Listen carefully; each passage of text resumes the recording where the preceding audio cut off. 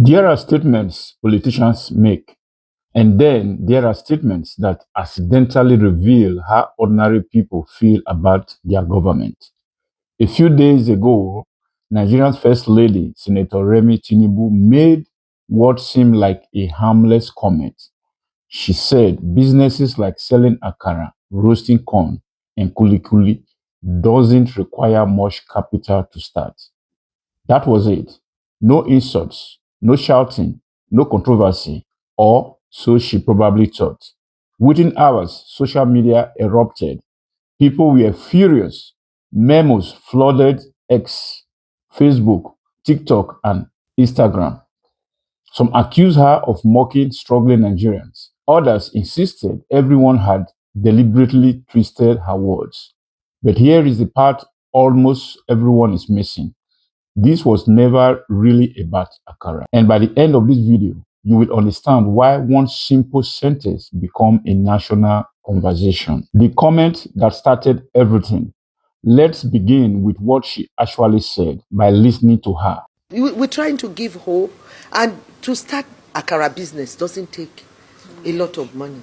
To start roasting corn, or somebody even said about grant, you see, they're saying that kuli-kuli doesn't take much. We didn't give them a loan, we gave it to them as a grant. So we've encouraged Nigerians as best as we could. You have heard the First Lady. During an empowerment program, Senator Remi Tinubu explained that beneficiaries were receiving grants, not loans. She wanted to emphasize that even small amounts of money could help people start businesses. To make that point, she mentioned examples like Akara, roasted corn, and kuli-kuli businesses. On paper, that doesn't sound controversial.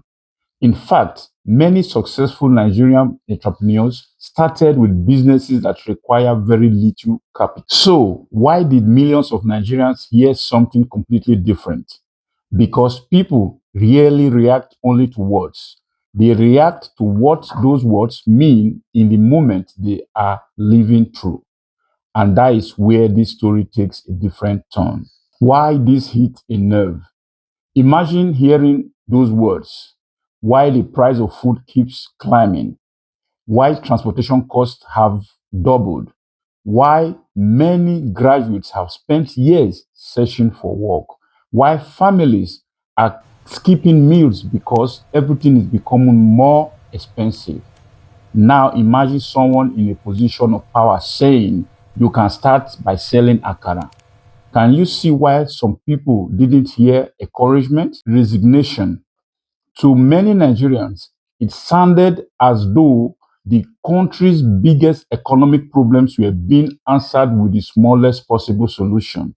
Whether that interpretation was fair or unfair didn't matter anymore.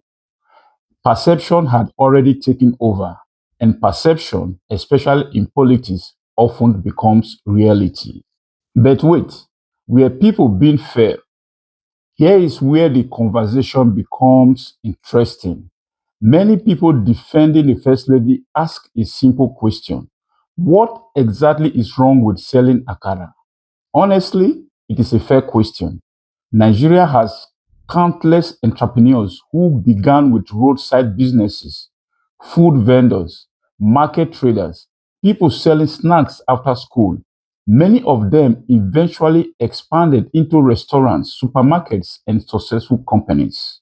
There is dignity in honest work, no matter how small the beginning. So perhaps the problem wasn't the business itself. Maybe the problem was something much deeper. The real issue nobody is talking about: trust. That is the real story.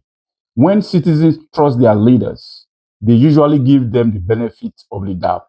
When trust is low, every statement is viewed with suspicion. Even comments meant as encouragement can sound dismissive. Think about it.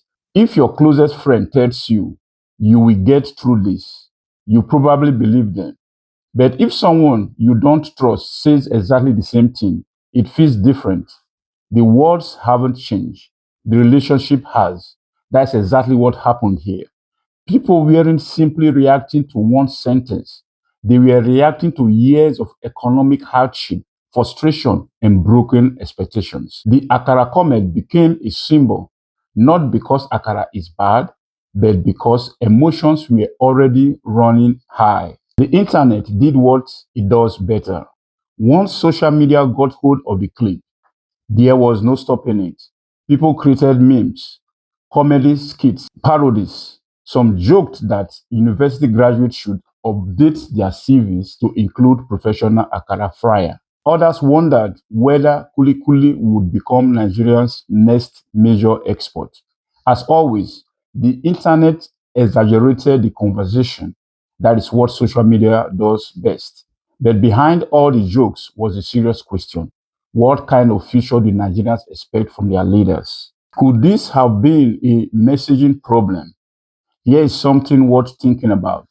Imagine if the same speech had gone like this: we are investing in agriculture, manufacturing, technology, and small businesses. Whether you want to become an engineer, a farmer, or even start a food business, this grant is here to help you. Would people have reacted differently? Probably not because the message changed, but because the emphasis changed.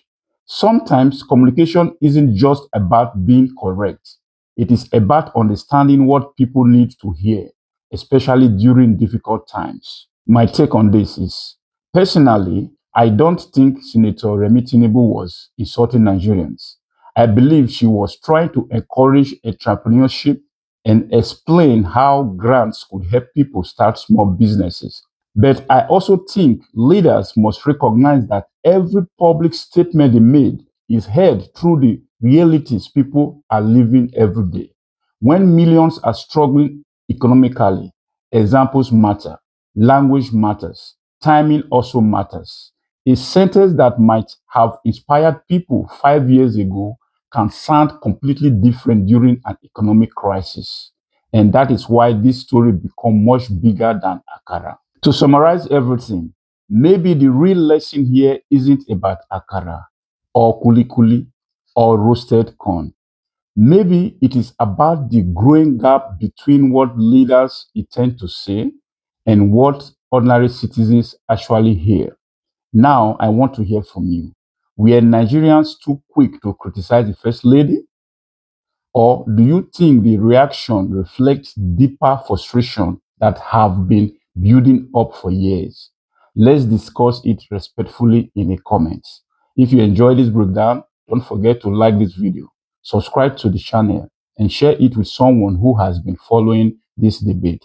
Thanks for watching. I will see you in the next video. Until then, bye for now.